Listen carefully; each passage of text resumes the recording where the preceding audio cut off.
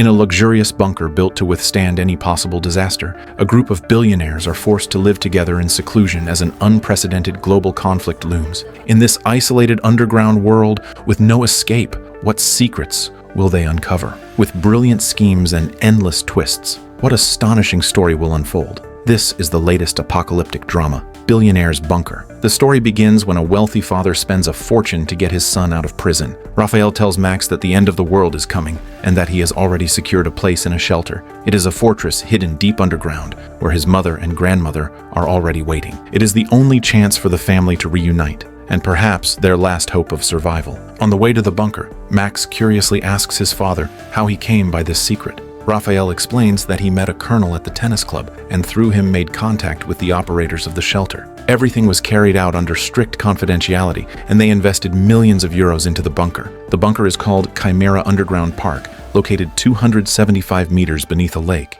It took 7 years to build and is praised as one of the most unique shelters in the world. It is carved out of a natural cave formed 45 million years ago, now transformed into a miniature underground city. The bunker has 3 levels and can house 45 families, existing in an almost indestructible environment where safety and luxury do not conflict. When Raphael and Max enter, a welcoming voice echoes through the hall. They are assigned locker numbers where they must store personal belongings and phones. The reason is that someone could track a phone's GPS signal and discover their location. This precaution not only increases security, but also creates a sense of complete isolation from the outside world. Inside the shelter, every detail reflects extreme attention to design. The 20,000 square meters of space are arranged spaciously and elegantly, and the Japanese garden almost makes one forget this is 275 meters underground. The children's area shows careful planning for family life, with every recorded detail thoughtfully designed. Protective suits are equipped with radiation counters and air quality monitors, while biometric systems ensure that no doors require keys.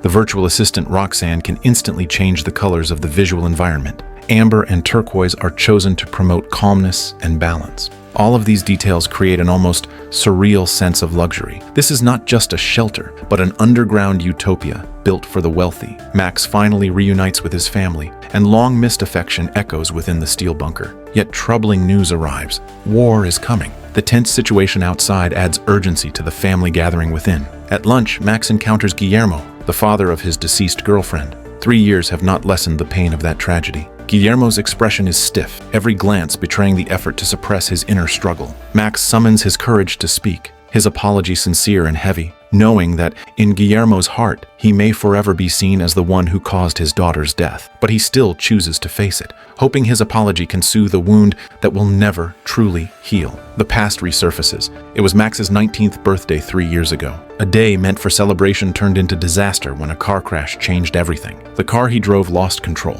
and his girlfriend Annie, sitting in the passenger seat, died instantly. Max was sentenced to prison for involuntary manslaughter. That day of celebration became the beginning of the darkest chapter in his life. As the son of a millionaire tormented by grief and guilt, Max became a target in prison. Here, money isn't used to buy luxury, but to purchase the most basic right to survive. Max paid other inmates to protect him, spending money just to keep breathing. His grandmother Victoria, desperate to help him, even risked hiding 3,600 euros in books and bribed guards to keep them from searching. But money's protection was limited, and when Max could no longer afford it, the violence escalated. The other inmates tortured him with cruel methods, beating him with socks filled with stones, cutting his skin with sharp can lids, and burning him with cigarette ends that left scars on his body. It was not only physical torment, but also the destruction of his spirit. At the extreme, they shoved Max into a washing machine and started a 16-minute delicate wash cycle. It sounds like a grim joke, but for Max, it was the closest he had ever come to death. In that moment, he experienced a death and rebirth of the spirit, realizing he had already died. But as he awaited the light of death, Max reached a profound understanding. His lifetime quota of pain was already spent. This realization made him smile as he suddenly understood he wanted to live again. He began to believe that if he could stand up once more, there would be no more pain or tragedy, because no one escapes hell only to return to another. That belief became the guiding principle of his reborn life. Max did stand up, and in a completely different way. That day gave birth to the man he is now, as he began to train like a beast. Not for revenge, but to regain control over his life. After 15 fights, he finally earned the respect of the other prisoners. More importantly, Max learned to find joy even in the harshest environment, and he began to enjoy the process of fighting. Just as he was slowly adapting to this brutal rhythm, his father suddenly intervened, spending a fortune to pull him out of prison and drag him back into another whirlpool of fate. When the two families reunited, Guillermo introduced his new wife, Mimi. Anne's sister, Asia, was also there, and her hostility was almost impossible to hide, as she mentioned that their mother had died 6 months after Anne's death from overwhelming grief. That sentence cut into Max's heart like a sharp knife. When the two families were seated around the dining table, the staff announced it was a buffet, not table service. Victoria immediately showed her aristocratic displeasure, questioning if they had really spent 48 million euros only to fetch their own meals as if they were in a cafeteria. The staff apologized, explaining that the underground space could not provide 5-star service. At that moment, the bunker's administrator, Minerva, appeared before everyone, her opening words filled with authority. De momento, este es un encierro preventivo dada la situación de escalada que ya han visto ustedes ahí fuera y que lamentablemente continúa en estos momentos. La Alianza Atlántica ha bombardeado San Petersburgo en respuesta a la invasión de Noruega. Esperamos que el sentido común aflore y podamos salir en algún momento de nuestro encierro, pero si no es así, solo quiero decirles que ustedes están a salvo. Nosotros estamos preparados para cualquier contingencia exterior. La pregunta es, ¿lo están ustedes para sobrevivir aquí abajo? Si esta tragedia persiste, su equilibrio emocional penderá de un hilo y la angustia y la desesperanza calarán en ustedes y con ello la depresión general. Cosa que no voy a permitir. Her philosophy of management was clear, emphasizing that this place was not one of their companies and that here, she was the boss. This authority was essential to maintain order, especially when facing a group of billionaires who were used to giving commands. Her rules were based on psychology, with mandatory social interactions, communal meals, self-service, and cleaning up afterward, all designed to keep minds active and positive. That night, the bunker was suddenly filled with the piercing sound of red alarms, and a broadcast ordered everyone to go immediately to the dome, said to be the safest area of the entire bunker. People rushed to the elevators in panic, finally reaching the dome 312 meters underground. Minerva stood at the center, her voice heavy and cold, as she announced that a base belonging to the Atlantic Alliance had been struck by a nuclear attack. The tremors they had just felt were the shockwaves of that explosion. Before she finished speaking, the television screen flickered again, and another nuclear strike followed. As multiple countries around the world launched retaliations, nuclear weapons streaked across the skies. Soon the live broadcast feeds went dark one by one, leaving only silence and darkness. In the dome, the only sounds left were heartbeats and breathing, and everyone understood that the real end of the world had begun. At that moment, when everyone was facing life or death, Raphael made an unexpected decision. He chose to reveal a painful truth that had been buried for 3 years. Perhaps the timing was terrible, but given the situation, he decided to answer the question that had always haunted Asia. Why Max fled the scene after Anne's car accident? The truth was that Raphael told him to do it, asking Max to disappear for a few days to avoid the initial storm. This truth sliced open Max's heart like a blade. On the night of the crash, he had held Annie tightly, refusing to let go, desperately trying to save her. But his father kept telling him to stop, insisting she no longer had a pulse. Max refused to accept it, unwilling to release her body. Yet Raphael's voice was cold and unyielding, pointing out that if Max left now, everything could be explained as an accident. But if he stayed, it would become a crime of negligence. Max was drunk, had taken substances, and suffered a concussion, his eyes unfocused, and under his father's constant urging, he finally staggered away. Years later, when the secret was revealed, his wife Frida angrily questioned Raphael, asking why he had chosen to betray Max after promising to protect him. Raphael admitted that at first he truly wanted to protect Max at all costs and keep him away from prison. But as the trial went on, he suddenly began to wonder if he continued to shelter Max with lies. What could Max possibly learn from this tragedy? So he chose to change his strategy in court and revealed the truth. Le ordenaste que se fuera de allí. Max era un crío y le hizo caso a su padre. Y justo antes de que abrieras la boca, estaba a punto de ser absuelto. Pensaba llevarme a la tumba las pequeñas reflexiones que nunca te hice sobre tu marido, pero no contaba con esta confesión. La obra maestra de un pelele que pudo salvar a su hijo y decidió condenarlo a la cárcel de los 19 a los 22 años. Siento mucho que tuvieras que pasar por todo eso. At this moment, Minerva appeared again, calmly telling everyone that there was no longer any communication with the outside world. They suspected that the antennas had been damaged, so they decided to send the housing supervisor and an employee outside for inspection. They carried cameras with them, allowing everyone to watch the outside in real time. As the operator counted down, the images gradually unfolded on the screen. When the hatch opened, a scorching orange glow rushed in. The sky was covered in intense yellow, and the air was filled with swirling ashes like the remnants of a world burned away. In that moment, they realized the steel bunker beneath their feet had become their final barrier for survival. Suddenly, the screen went black. Minerva turned to the crowd, her expression calm yet commanding. She said the outside situation was far more complex than they had imagined, and everyone must remain in the dome. They would be given blankets and food, and were told to stay calm and try to rest. After Minerva left the dome, a satisfied smile crossed her face. Now, the carefully laid plan had finally taken effect. Se lo han creído todo. La simulación ha sido un éxito.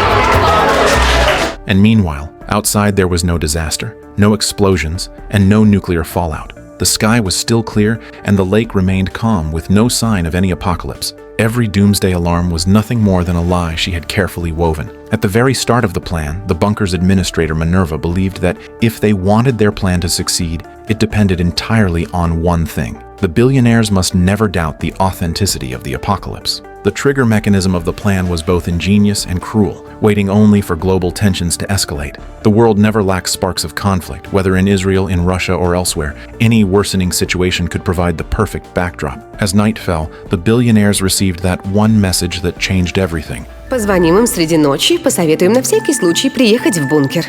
But this was only the opening act of a grand psychological performance. Minerva's team wanted to stage an apocalypse movie without an audience, every detail carefully orchestrated. To build tension before the supposed end, the streets were filled with people running away in panic. These hired actors dragged heavy suitcases, their faces painted with fear and despair. This visual impact was Minerva's first psychological tactic. She knew how contagious fear could be, and even the most rational billionaires would be swept into the apocalyptic atmosphere once they saw ordinary people so terrified. The news broadcasted real international conflicts, but the moment the billionaires boarded the helicopters, the line between reality and fiction blurred completely. A calm, authoritative voice from the air traffic controller came over the radio, announcing restricted airspace from 1 p.m., with all civilian flights banned. From that moment on, every monitor in the bunker became Minerva's carefully orchestrated stage. The billionaires were cut off from the outside world, trapped in an environment where reality was completely hidden and replaced with a carefully crafted illusion. Minerva's voice carried the excitement of an artist about to reveal her masterpiece, telling everyone to prepare to witness their version of World War III. The entire bunker was built on a massive movable platform, a system originally designed for earthquake resistance, but now cleverly transformed into the ultimate tool for creating fear. Just like a giant cocktail shaker, Minerva made a shaking gesture, her eyes flashing with a mad light. The operator began the final countdown. The moment the shaking started, the whole bunker rocked violently. Then came the special effects of the ground cracking as workers activated hydraulic systems that tore open huge artificial fissures. Accompanied by terrifying roars and the screams of the trapped, these were all real recorded sounds, blasted through hidden speakers around the bunker to create a fully immersive disaster scene. In Minerva's philosophy, the most frightening element of an underground catastrophe was not shaking or sound, but dust. 2 tons of dust and smoke spewed out from artificially designed cracks. It was all created through friction-based effects, with every detail meticulously planned.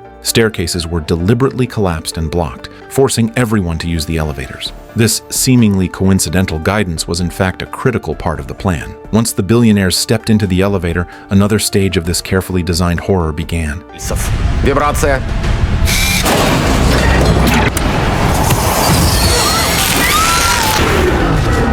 At the last second, the emergency brake was triggered, making the elevator stop dramatically just before hitting the bottom. That sudden shift from despair to hope carved an unforgettable impression into their minds, convincing them they had narrowly escaped death. Minerva sneered, saying the worst was yet to come. When the wealthiest people in the world scrambled in panic and fled into the dome like frightened crowds, that was her true moment of appearance. She intended to present the supposed beginning of the apocalypse on the world's most important television networks. Minerva was certain no one would doubt it, because people never question what they see with their own eyes and feel with their own bodies. And for those who might still doubt, she had prepared a trump card, a film They spent $20 million to hire a director and started filming the apocalyptic movie 2 years ago, because this way there was enough time to complete the special effects, ensuring everything was so realistic it couldn't be questioned. As the film blended seamlessly with the blurred scenes, the deception was finally pieced together in its entirety. Meanwhile, those billionaires who thought they had bought their ticket to survival were now trapped hundreds of meters underground in a luxury bunker, completely unaware that the world above was unchanged.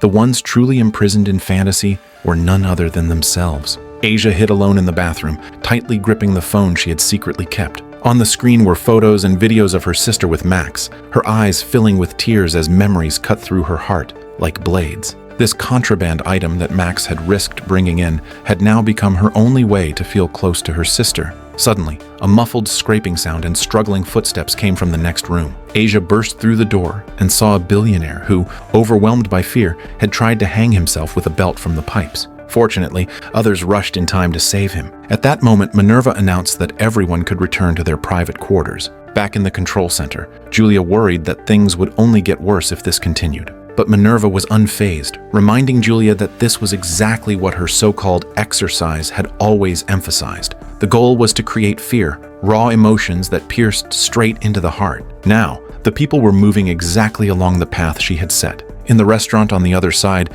the atmosphere suddenly tightened. Raphael, shaken by an argument with his wife, triggered his panic disorder and tried to calm himself with food, only to be coldly stopped. Security pulled out a stun device without hesitation, and in the next second, Raphael was knocked to the ground. This scene burned into Max's eyes, igniting his fury. He stepped forward, warning coldly that the guard had 3 seconds to release his father, but the guard still tried to act tough. The hardened instincts Max had built in prison finally erupted, and with lightning speed, he subdued the guard in just a few swift moves, clean and decisive, without a trace of hesitation. Raphael trembled as he urged Max to calm down, and only then did Max loosen his grip. But the next moment, he saw that several security guards had already surrounded them, and he scanned the room with anger, demanding why in a place called a Billionaires' bunker there were even more guards than in prison. The next morning, security personnel appeared at Mimi's door. They coldly asked for her blood type, and once they got the answer, they immediately dragged her away, refusing to explain why. Asia rushed forward in the hallway,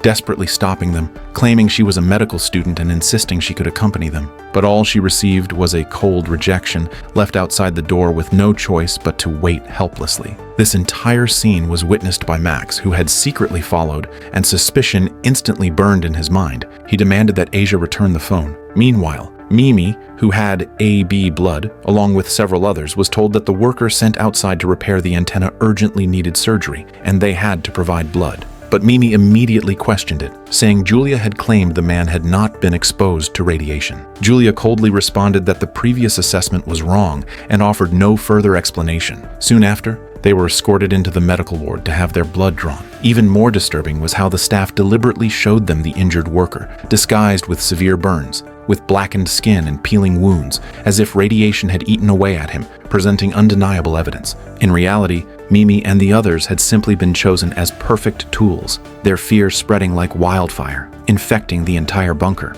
The medical staff withheld key facts, feeding them broken and fragmented sentences that created suspense, forcing their minds to stitch together the most terrifying images on their own. As Minerva herself had said, nothing is more frightening than human imagination. Not long after, Mimi walked out of the medical bay in shock, telling Asia that they had demanded a large amount of her blood, and she revealed a piece of news that shattered everyone's hope. The worker who had gone out to repair the antenna was dying from radiation. That revelation ignited their deepest fear, because if even a trained worker could not survive, then no one else would ever leave this underground prison alive. Meanwhile, Minerva and her team celebrated, treating this horrific medical drama as a successful show. Meanwhile, Julia completely broke down, realizing she had personally participated in the deception, even nearly causing someone's death. What hurt even more was her understanding that these so-called procedures were nothing but ruthless psychological manipulation. Through tears, she shouted that she had not become a doctor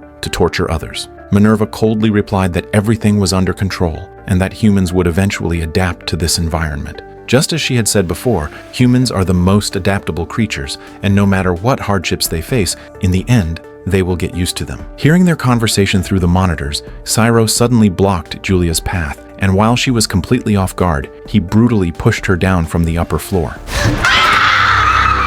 Minerva's hatred for the wealthy ran deep, and her reason for hating them was simple. Because they had always profited and deceived, because the so-called dream was a lie, because the idea of climbing the social ladder was nothing but a myth, and those born at the bottom would remain there. For the poor, when humiliation piled up to the breaking point, all they could do was march in the streets, hold up signs, and set fire to trash bins in the dark. But once the flames burned out, everyone had to go home, because the next day they still had to get up early for work. She singled out the Argentine Jewish billionaire Guillermo Falcón, who had been born with a silver spoon, who at only 20 years old began investing in new industries, expanding rapidly on his family's empire, his ventures spanning electronics, shipbuilding, and even his own Formula One racing team. Now he controlled 64 companies across more than 40 countries, his wealth so vast it was unimaginable, and even if he suddenly lost 1% of it, he would not notice. But that so-called 1%, if converted into 50-euro banknotes, would fill 2 cargo trucks. In the cold numbers of comparison, the absurdity and gap of wealth were silently exposed.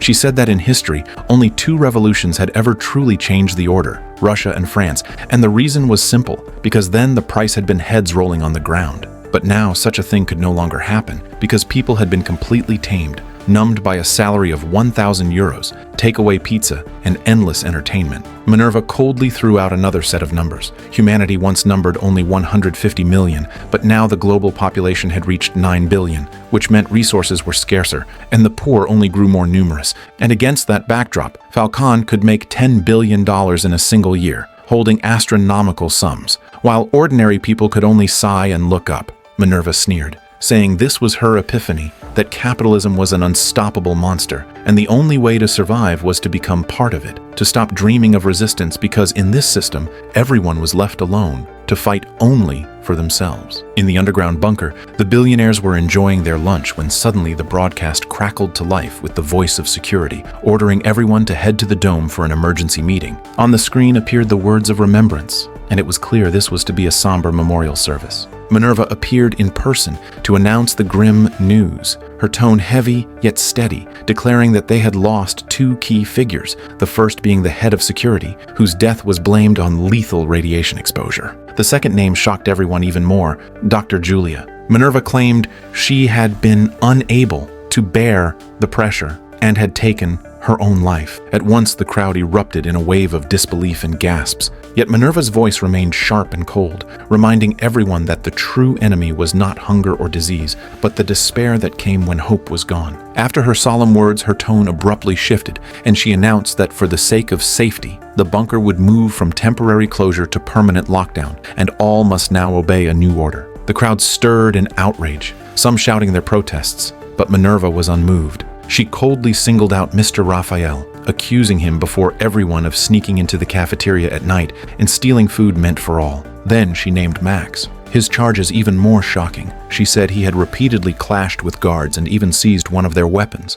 defining him as a grave threat to the bunker's security. Minerva warned everyone that in this place, anyone who questioned or challenged management would endanger the survival of them all. She gave a cold order that within 10 minutes, Max must deliver the stolen stun gun to her office. After the memorial service, Asia seized the chance to ask Tirso, wanting to know where the garbage chute led, using the excuse that her sister's bracelet had fallen into it. At the very beginning of the plan, someone raised a question. These billionaires rely on their phones every day. They have families and businesses outside, so if they suddenly disappeared, wouldn't people become suspicious? Minerva had answered with confidence, saying that when signing the contract, every person had been required to record a farewell video or draft an email or text in advance. The moment they entered the bunker, these goodbye messages would be sent to loved ones and business partners, all following the same story of disappearance. Either it was traveling abroad for health treatment or leaving temporarily for private affairs, and all these lies sounded reasonable and flawless. But problems would always follow, from secretaries, journalists, clients, or lovers. When calls went unanswered, reports of missing persons could arise. Minerva had already prepared for that. Every phone was confiscated upon entry, so they themselves would never answer calls or reply to messages. Instead, all communication would be handled by a more efficient operator. Every call would be picked up, every email answered, even social media accounts kept alive. And controlling all of this was an artificial intelligence called Roxanne. It was the secret weapon that Minerva's brother Cairo had spent 11 years perfecting. It could mimic any voice stored in its database, copy every choice of words, even pauses and rhythm. And the database contained the complete data of all the billionaires trapped inside. This meant Roxanne could impersonate them, send messages to families, maintain their social media, even better than they could themselves. Minerva declared with an almost fanatical coldness, "Technology has long surpassed science fiction. The future has arrived. And these billionaires are unaware, their digital identities have long been taken over, the outside world will never notice they have actually become prisoners underground." Asia, escorted by Turso, slipped into a staff-only corridor and then into the garbage compression area. In the dim iron chamber filled with debris and waste, the air was thick with the stench of metal and decay. Just as they began to search, the compactor roared to life, but at the last second, Asia found the phone she had thrown away.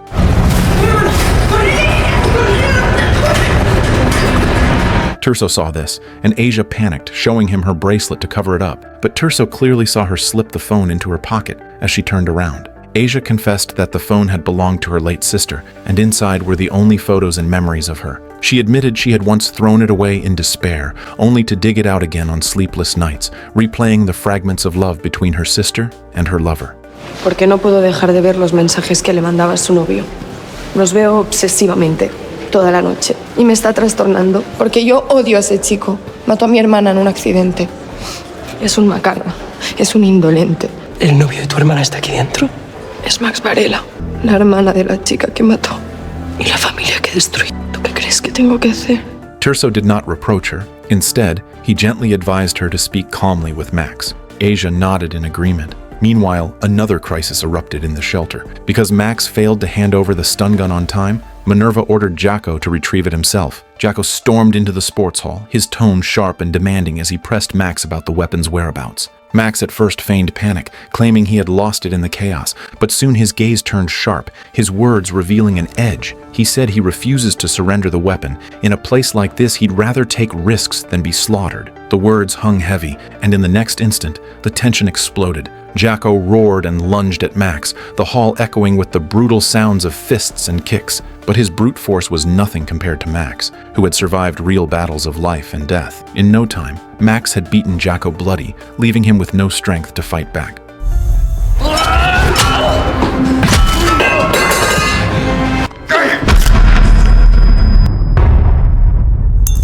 Suddenly, the piercing ring of a phone cut through the air, and the caller ID showed Oswaldo, Guillermo's most trusted right hand. This was the 5th call in just 6 hours, with 2 of them being video calls. Everyone felt a chill, because such persistent calls meant that something extraordinary must have happened outside. The system quickly announced that a video message had been left. The screen lit up with Oswaldo's anxious face, his first words harsh and biting, mocking Guillermo and accusing him of wasting time in distant pleasures. But what came next froze the room. Oswaldo declared this message to be the most important of Guillermo's life, tied to the results of a plan they had spent 20 years building. His eyes burned with urgency and excitement, like a man standing at the edge of history, ready to unveil something that could change everything. And at the end, he demanded that Guillermo call him back immediately. On the other side, Max was taken to Minerva's office. He almost beat Hako to death, but luckily Asia, the medical student, stepped in and managed to save Hako's life. At that moment, Minerva returned to the office, and the first thing she said was to accuse Max of killing someone, telling him that this was bad news. But then she added another line. The good news was that the man had been saved. Max defended himself by saying he was only acting in self-defense. But Minerva didn't care at all. She only cared about the experiment, wanting to observe what kind of transformation a rich young man would undergo when trapped underground. Max looked around and found that this place was practically a replica of a prison. There were cameras everywhere, along with isolation rooms, identical uniforms, and confiscated phones. Even weapons had been stripped away. He sneered and asked back, did the designers really worry that one day the rich would revolt? Minerva gave him a lesson with the stun gun, then immediately ordered her men to stitch up his wound. On the other side, Max's parents and others were brought to another area, where everyone was told to pair up in twos and stand in front of a row of tables. The staff announced that this was the highest point of the shelter, and their primary task was to try to establish contact with the outside world. After the explosion, all antennas had been destroyed, leaving only one backup device barely functioning. But due to the extreme heat, its height was only 65 centimeters, and whether it could transmit a signal was still unknown. And precisely because of this uncertainty, the task became unbearably cruel. Cairo's plan was to make these people experience the most painful torment, which was total isolation. Each attempt felt like a torment of the soul, circling back again and again to the same question: was anyone else alive in the world? Or were they the only ones left, trapped here? In the group therapy session inside the shelter, since Guillermo had remained silent and his data couldn't be read, Ciro ordered Nano to push him. Nano asked Guillermo if there was anything he wanted to say. Guillermo slowly took out a list with 7 names written on it. The people he considered his most important friends, the ones he had been forced to abandon in this so-called apocalypse. He hated himself for having 50 billion in wealth, even when the pandemic years caused the company to lose nearly 30% and workers were laid off on a massive scale. He still lived by numbers, relying on piles of pills to ease his anxiety, like a hamster endlessly running in the wheel of wealth. The irony was, he had more money than he could ever spend in a lifetime. Yet, at the most critical moment, he hadn't spared a fraction to bring his friends into the bunker. He lowered his head, his tone filled with deep remorse, admitting he had every means to save them, but instead, he chose to let them vanish in the end of the world. Choking up, he told Raphael that in this world, the only friend left was him. He promised that no matter what happened, he would stand by Raphael's side, because in his eyes, the people most worth admiring had never been the richest, but those with the greatest courage. They had been close friends for many years, and their children had even grown up together. But 3 years ago, a car accident had torn both families' fates apart. In that moment, Raphael had to choose between justice and family, and in the end he stood up to accuse his own child, choosing justice and saving Guillermo's soul that was on the verge of collapse. Tears shone in Guillermo's eyes as he said that no matter what resentments there had been in the past, now he just wanted Raphael to know that wherever and whenever, he would always be Raphael's strongest support in grief and redemption intertwined. The 2 men who once stood on opposite sides finally became each other's only friend under the shadow of the apocalypse. Meanwhile, the radio calls continued. The wealthy shouted in different languages: English, German, Italian, French. But the frequency returned only broken static. Just as everyone was about to despair, suddenly, a frantic call for help came through the headset. A private plane was in a fuel crisis. There were 11 passengers on board, including 2 children. The voices urgent and desperate. This is Kimera Underground Park.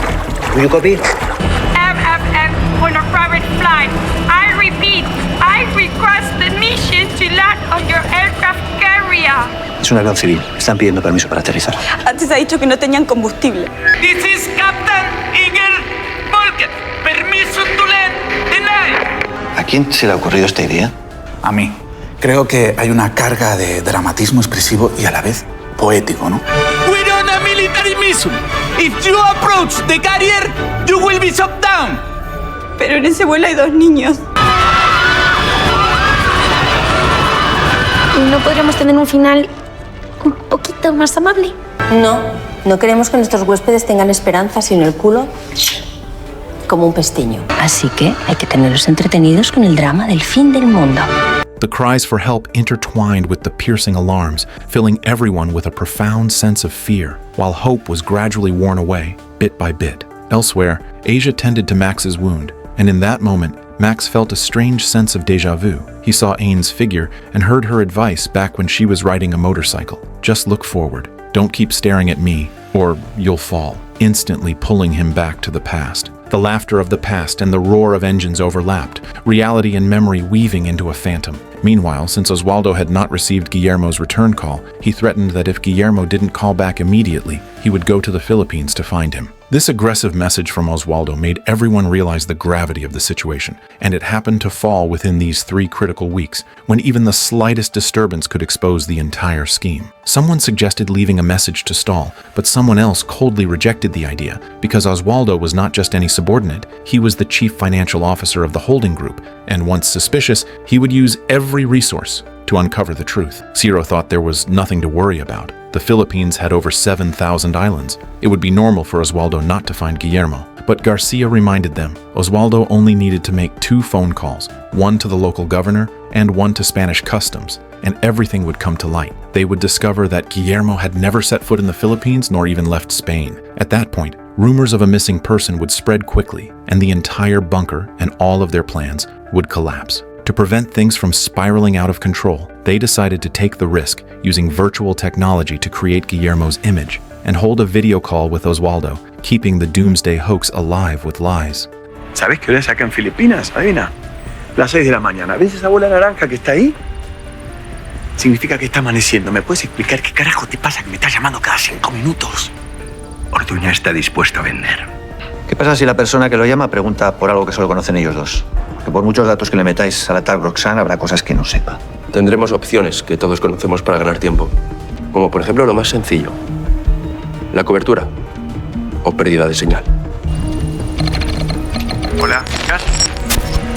Hola, hola. No te veo, ¿dónde estás? The virtual Guillermo appeared on screen and delivered a nearly absurd explanation, claiming his marriage with Mimi had already reached a dead end. This deliberately fabricated lie stunned Oswaldo for a moment, but it cleverly shifted his attention, turning the conversation away from business negotiations and toward a personal crisis. Then Guillermo threw out a ridiculous proposal to sell the group, trying to cover reason with emotion, leaving Oswaldo no choice but to compromise, saying he would step in to negotiate with the other side. But Oswaldo suddenly said there was one more thing. The other party demanded that BJ3 be included in the deal, otherwise they would not proceed. This mysterious code name threw everyone into panic. No matter if they searched the database or every possible channel, nothing could be found. Everyone realized the scheme was being pushed to an uncontrollable edge. Minerva had no choice but to hang up the video call. Cairo kept ordering the system to search for every record linked to BJ3, but whether in Guillermo's assets or employee files,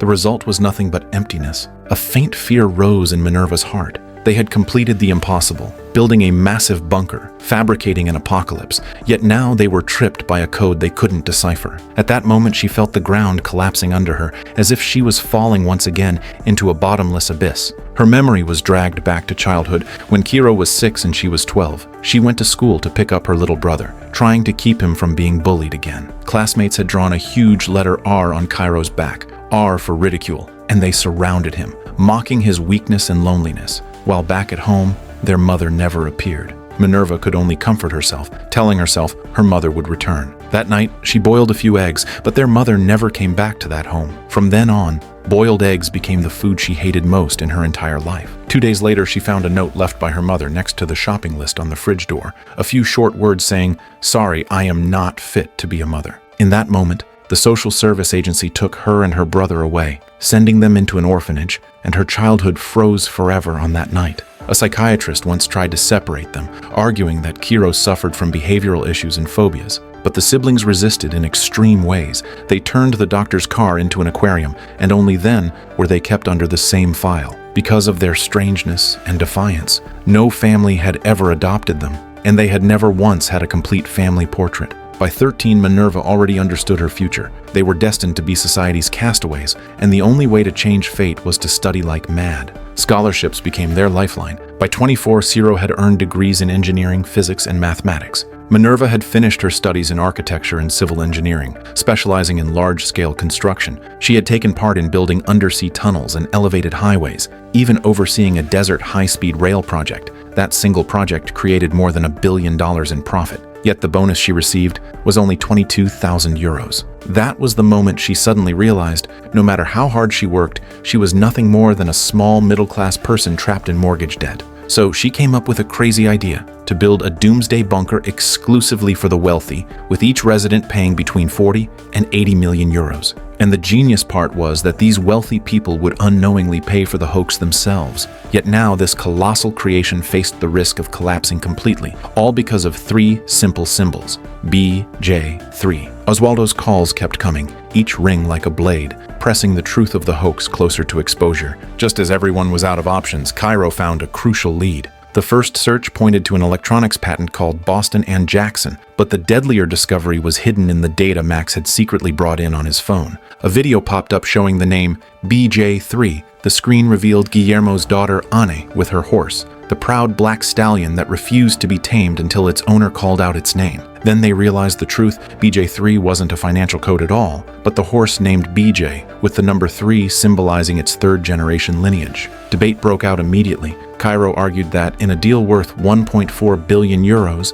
a single horse was nothing compared to the patent. The real target had to be the technology. But Minerva insisted that the aging tycoon about to retire cared nothing about another patent. What he truly wanted was to humiliate and crush Guillermo's family by taking his daughter's beloved horse. Yet the situation has reached a critical juncture. The phone rings abruptly, forcing them to decide between the horse and the patent. In the end, Minerva chose the horse. The virtual Guillermo struggled for a long moment, but finally he chose to give up the only memory his daughter had left, admitting he could no longer bear to face the horse. Every time he got close, it felt like a wound being torn open, so he gave the quiet order to sell it. The deal pushed forward, now requiring the horse's passport and the safe's password, but the system held none of this data. Helpless, Minerva and the others stalled until tomorrow. Everyone knew if one thing went wrong, the entire hoax could collapse. Minerva signaled to Ingrid in secret. No matter what, she had to get Guillermo to reveal the safe password before dawn because it was the only way to push the deal further. Meanwhile, Max was drowning in the pain of losing Annie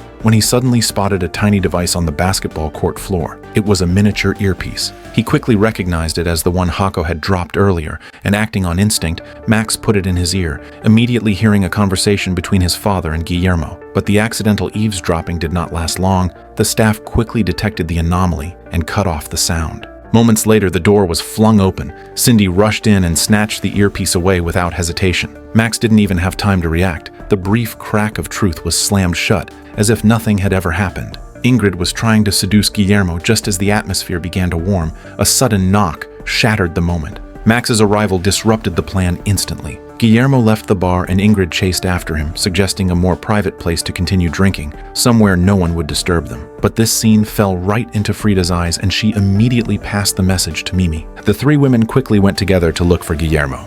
Watching through the monitors, Minerva realized the situation was slipping away, and she coldly reminded Ingrid that she must get the safe password as quickly as possible because Guillermo's wife was already on her way, and their time was running out. Ingrid struck a confident pose, claiming she was an expert in body language, able to catch the shadow of a lie in the smallest flicker of an eye or twitch of a muscle. To prove it, she designed a game, asking Guillermo to write the real answer in a notebook, while she judged the truth from her observation. If she failed, she would pay with a kiss. But time tightened like a noose. The elevator rumbled upward, and Mimi was only 2 minutes away from reaching the room. With no choice left, Minerva yanked the power switch, trapping Mimi and her companions in the elevator. The game still continued, with questions pushing closer and closer to the core until Ingrid finally threw out the most dangerous try, the password to the safe. The surveillance footage showed that Guillermo hadn't written anything down at all. He just blurted out a string of numbers. The algorithm in the background gave a 60% chance of truth, and this uncertainty made everyone's hearts hang in suspense. Ingrid, creemos que es verdad. Diría que es verdad, pero no lo tengo tan claro. No sé por qué. Mentiste. Lo que dije es verdad. Tengo la costumbre de no dejar por escrito mis claves ni en papeles ni en los móviles. Todo está acá. Así que técnicamente, gané. The door was smashed open with a fire extinguisher. Mimi rushed in, and under everyone's gaze, her tears and anger turned into final determination. She declared she was ending this broken marriage, once and for all. Years of lost dignity had driven her to the edge, and that night she finally saw the truth. Her awakening meant she could never retreat again. Mimi's departure struck like a heavy hammer, tearing open Guillermo's pain completely. When he pushed open his daughter's door, he saw the recording she was playing of her sister and Max. The familiar images made his wound split open again, and his fury ignited instantly.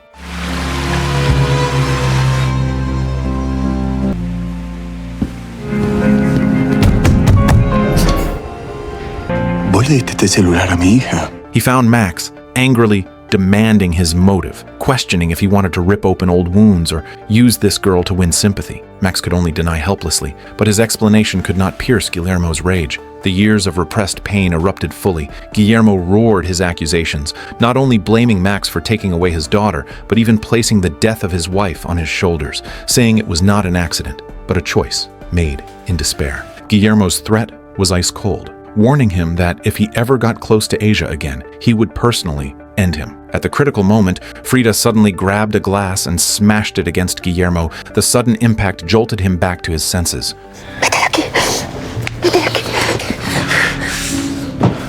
With heavy breaths mixed with muttered apologies, he admitted he had lost control, saying Mimi's departure had cut him too deeply, causing him to lose his reason in an instant. In the aftermath of the chaos, Frida stepped forward and held him, trembling as she revealed the secret she had hidden for 20 years. She had long since left her husband, and Mimi had chosen to leave him too. Their hidden relationship no longer needed to stay buried in the shadows. 20 years of secrets and guilt were laid bare on this night. The time shifted to the next day. Though Guillermo had spoken the safe's password, the air in the room didn't ease. Some feared the numbers were a lie, just a trick Guillermo had made up to please Ingrid. But whether true or false, the deal could no longer turn back. And if it was real, they were on the verge of an unprecedented success. Because Oswaldo would fully believe them, and trust meant control. Once the safe opened smoothly, they could guide him into the next step. That was the third phase of the plan, a financial plunder claimed to be the largest in history. They would start with the wealthiest targets, then move one by one through the remaining guests, and with the perfection of virtual cloning, forge billions in financial transactions. Hundreds of millions of euros to these magnates were but small numbers. Soon Oswaldo arrived at Guillermo's mansion, and under his guidance, he stood before the safe. The numbers were read out one by one, but before the final digit was spoken, Oswaldo recognized it as Annie's birthday. When he entered the last number, the safe finally clicked open. The room erupted in roaring cheers. Applause and shouts were amplified to the maximum, like a world champion's celebration. The joy of victory washed away the exhaustion of the night. Then the virtual Guillermo told Oswaldo that once the deal was completed, he must immediately fly to Bangkok to acquire a company within 72 hours. He called it a unicorn enterprise. A unicorn, in the language of business, meant a young company valued at over $1 billion, with shares privately held by a few, holding enormous potential to multiply in the next 5 years. In Minerva's words, a unicorn was like a lonely deer. If not rescued in time, it would be devoured by wolves. And their mission was to create more and more of these unicorns, turning startup tech companies into money machines, laying out a playground for billionaires and extracting the largest profit from within. Each acquisition was worth 850 million euros, a staggering number that made people gasp. But the question followed immediately: how could such massive funds avoid being traced? The answer was equally cold. At the very moment the funds arrived, they would be broken down into countless small amounts, flowing into over 150 companies registered in tax havens.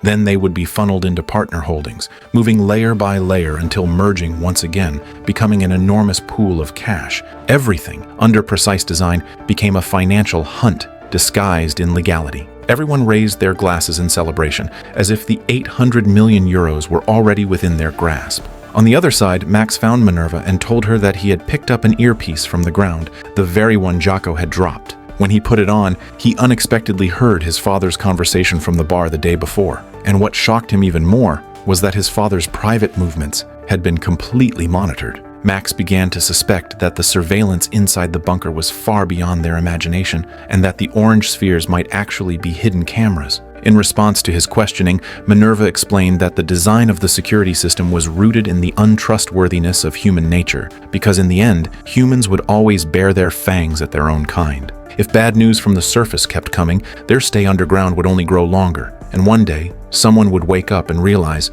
if 200 people could survive here for 10 years, then 100 people could survive for 20. The bunker was filled with the most competitive predators on Earth. Tension and conflict were bound to erupt, and in the end, the strongest would devour the weakest. No veo a mi padre matando por conseguir comida. No, si tu padre es de los primeros que meteríamos en cajas. Mira, Max, yo me he comprometido a salvaros la vida. Soy como un animal de presa, y todo esto, es mi cueva.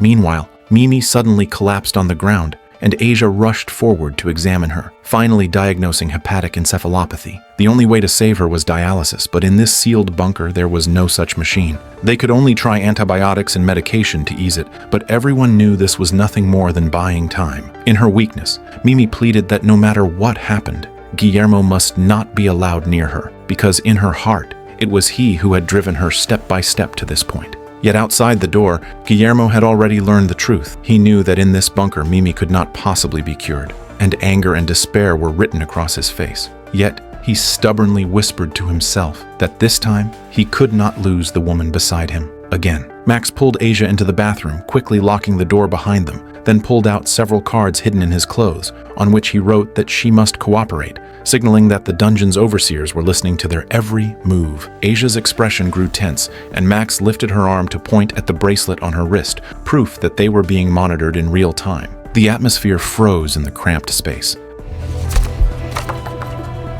Desde que entramos en el búnker, aunque puede que desde antes también. No puedo ver morir otra mujer en mi vida. No pueden morir más mujeres en su vida. Voy a ayudarle. Por él, porque se lo debo. Y por mí, porque lo necesito. Lo haré, Max. Pídeme lo que quieras y lo haré. Entonces, ¿puedo pedirte una cosa? ¿Puedo darte un beso? Sí. Y más de uno. Finally, Max told Asia to come to his room in an hour, where he would share the detailed plan with her. Minerva's team was orchestrating a carefully woven hoax, making the virtual Guillermo issue orders to force Oswaldo to buy a startup company that didn't even exist at the outrageous price of 850 million euros. But Oswaldo had doubts about the acquisition plan. In his view, this was just another one of the tens of thousands of startups, perhaps rising only on the back of a short economic trend, ready to collapse in 4 months. Yet faced with Guillermo's force and obsession, Oswaldo eventually chose to compromise, agreeing to complete the acquisition within 48 hours. But then the real problem emerged, Minerva. How to get someone to buy a company that does not exist. In fact, the trap had long been set. They had even paid 3 years of corporate tax, carefully packaging the illusion of a steady and reliable business. A tightly interlocked snare was ready, waiting for the prey to jump in willingly. On the other side, Max stopped his father, asking him to keep a secret because in just a moment, Asia would come to his room. He asked his father not to tell Guillermo about it, and after a brief hesitation, his father finally nodded in agreement. Not long after, Asia arrived at Max's room. Creo que te voy a poner un pañuelito en los ojos. Espero que no te importe. Es como si supiera que Roxanne tiene una cámara. Lo sospecha. Es lo que tiene vivir en un penal, que desarrollas un gran instinto de conspiración. They put on music, and Max lowered his voice to tell her it was safe to talk now. They swayed to the rhythm while exchanging crucial information. Mimi's condition was still critical, though stable for now. It could worsen at any moment. Max already had a plan. He intended to put on a protective suit and risk going outside the bunker to a hospital, estimating the trip would take at least 4 hours. But no one knew how dangerous it really was outside. The temperature, the radiation, the levels, even whether the air was breathable. Perhaps he wouldn't even make it across the bridge. And that was exactly why he needed Asia's help. Asia told Max that no matter what his plan was, she would support him without hesitation. For days, Max had paced inside the bunker, thinking, in this 300-meter-deep underground world, there should logically be an emergency escape route. Yet every sign only pointed to the gym, the bathrooms, or the recreation area, never once mentioning an escape path. Until, in an unremarkable corner, he discovered a covered sign leading to a hidden room that contained the only escape staircase. The staircase was hidden behind a hatch in the ceiling, unknown to any ordinary resident, clearly something the designers had meant to conceal. Max realized that to reach that hatch, he had to create a distraction to draw the guards' attention away. His plan was to find the cables and trigger a short circuit, which would cripple the entire surveillance and security network and cause all the public area cameras to go offline. Asia asked why he was so familiar with the electronic systems. Max admitted that he had learned all of it during training in prison. That experience now made him unusually calm and confident. But this operation was far from easy. In a sealed bunker, quietly chipping a hole through the wall was a difficult challenge. He needed tools, even if improvised, to break through the heavy structure. Then Max went out to look for tools, telling Asia to wait for him there. Meanwhile, Oswaldo arrived at the startup company, where a noisy and bustling office scene greeted him, phones ringing, employees chattering endlessly. On the surface, the company brimmed with youth and vitality, messy but seemingly full of creativity. Oswaldo called Guillermo on a video chat saying he thought the company they were buying was nothing but a flashy shell, like so many overhyped Silicon Valley stories. Inside the company, order was in chaos. The finance staff were eating while handling business, and others were riding electric scooters around the office. On the other side, Max returned with tools, first using a dumbbell to drive a knife into the wall, then using a corkscrew to wedge deeper into the crack. pulling out chunks of stone from inside the wall, finally using tweezers to grab the cables and cutting them all with scissors. In an instant, the entire surveillance and security system collapsed. Oswaldo and Guillermo were caught off guard, their video call cut off abruptly. Oswaldo froze for a moment, then looked down at his phone, where a glowing blue symbol appeared. It was Roxanne's name. ¿Qué coño es Roxanne? ¿Qué está pasando? No lo sé. Nos lo jugamos todo en esta llamada. No es culpa suya, parece un cortocircuito. Tenemos que volver a llamar. Roxanne necesita chequearse. Cada vez que hagamos un corto hay que volver a conectar los cables. Estarán aquí en un minuto.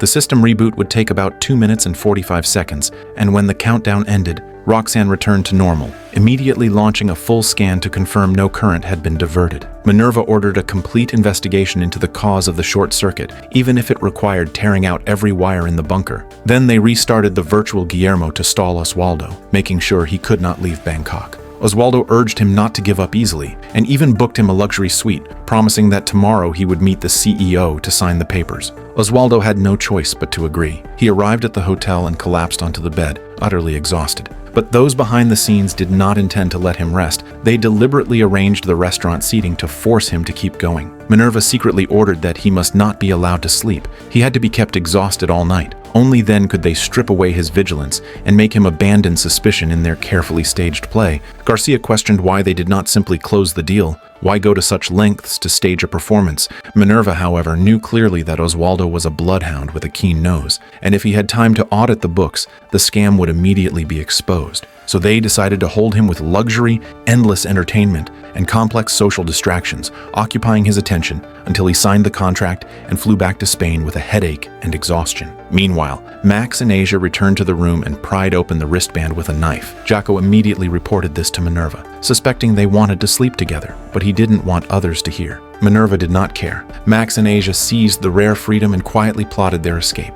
Max decided to leave at dawn while everyone was asleep. On the other side, Oswaldo arrived at the restaurant Guillermo had reserved for him as promised, and just as he was about to dine, a teary-eyed girl immediately caught his attention. This was the trap Minerva and her team had carefully laid, the fragile figure like a helpless gazelle, instantly striking Oswaldo's sympathy and desire. What shook him further was that the girl suddenly spoke in Spanish, and that moment fully captured Oswaldo's interest. Minerva fed instructions through an earpiece, and Ingrid moved to the balcony, displaying the weakest posture in the night so Oswaldo could not take his eyes off her. He couldn't help but step forward to talk, and Ingrid softly recounted the misfortune she had just suffered, saying she only needed a drink and a little company. Oswaldo immediately pushed aside his planned dinner, gladly staying to be her support. Minerva sneered in the shadows. She knew exactly how to lower the guard of this rich and suspicious prey. The best way was to drown him in fabricated pleasure. So they secretly dosed the drinks with trace amounts of banned substances, doses so small they were barely noticeable, yet enough to amplify every sense, making pleasure and excitement multiply, heating touch and heartbeat alike. Under the dual effect of music and the drug, Oswaldo felt a lightness he had never known. He saw the girl's smile bloom, as if the world contained only the two of them, and in her gaze there was gratitude and dependence. And at that moment Oswaldo felt truly special for the first time, not because of wealth or power, but because all eyes were on him. He became the sole star on the stage. Music roared and the crowd surged, and at the climax the DJ suddenly cut to a melody so familiar it reached his core. It was his favorite song, his lucky charm in life, the tune that had once accompanied his acquisitions and quadrupled his assets. Now the music played again, like a hint handed to him by fate. The crowd swayed to the rhythm. Every glance and every cheer made him feel like the soul of these 70 people, the real center of the party. In that exaltation and satisfaction, he could no longer tell reality from illusion. He could never have guessed the nightclub was merely a set built by Minerva, and the frenzied dancers were all carefully arranged actors.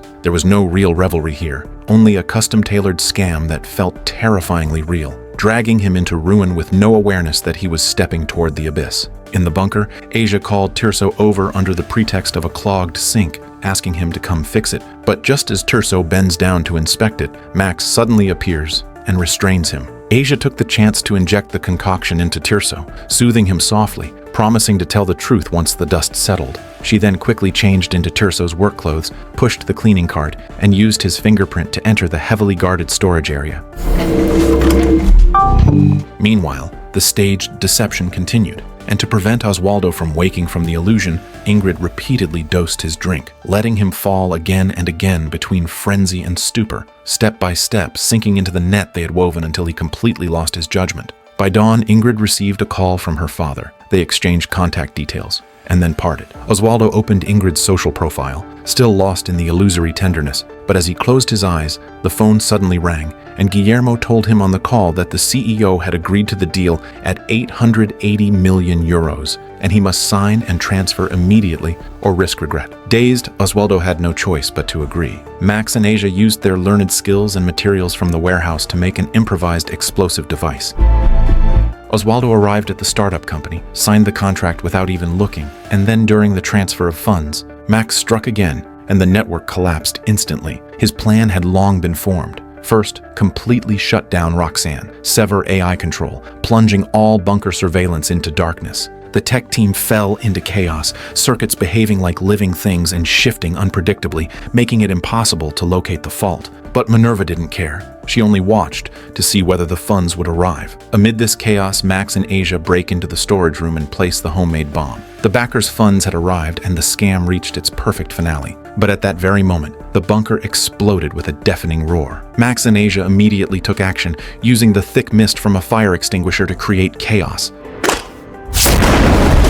The darkness and noise covered them, allowing them to slip through a side passage and enter the emergency staircase. Minerva coldly ordered her men, believing Max was behind everything, saying he had to be eliminated completely. Before leaving, Asia's heart was burning with anxiety. Her eyes filled with worry, and in their brief farewell, she could only choke back tears and tell him to be careful. Max took a deep breath, then turned and stepped onto the cold metal staircase. Asia quickly returned to the room, reconnecting the wires. As the AI system came back online, the main gate was forced open, and Jacko pressed Asia for Max's whereabouts, but she forced herself to remain calm, saying he had already left after the explosion. The words had barely left her lips when Jacko coldly ordered her to get dressed and come with him. Elsewhere, Ingrid watched as Oswaldo boarded his private jet, and Chiro immediately ordered that all traces be erased, leaving no sign behind. As the plane took off, Oswaldo unexpectedly saw a billboard on the ground, and the woman on it was the mother of the girl from last night, shattering all the gentle illusions he had embraced.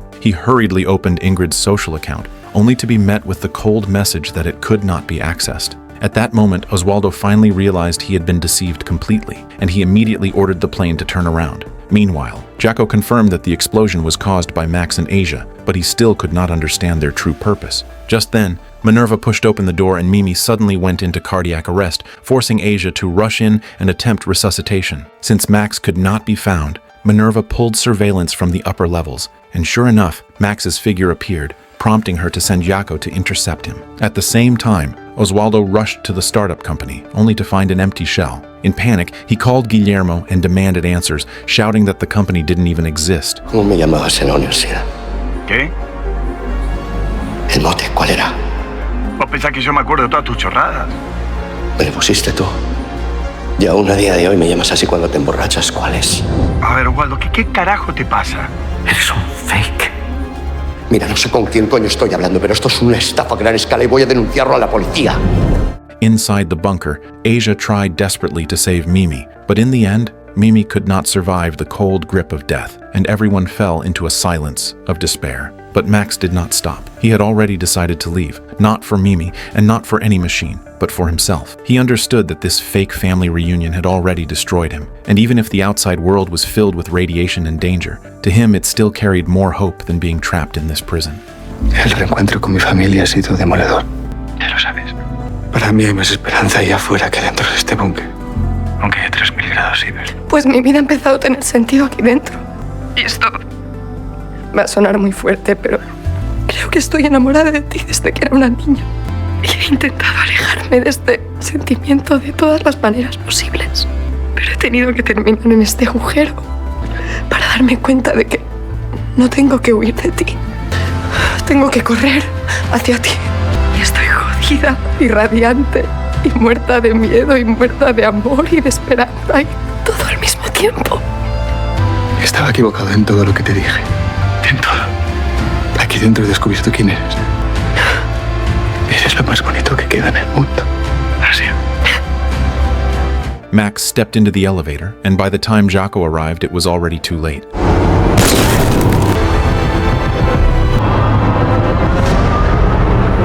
Meanwhile, Oswaldo had just called Interpol, but before he could reveal the full truth, his life was cut short in cold blood. Max opened the door to the outside world, and blinding sunlight instantly poured into the dark bunker. The sky outside still clear, the streets still bustling. The world had never been destroyed. The so-called apocalypse and radiation had been nothing more than a lie woven entirely by Minerva.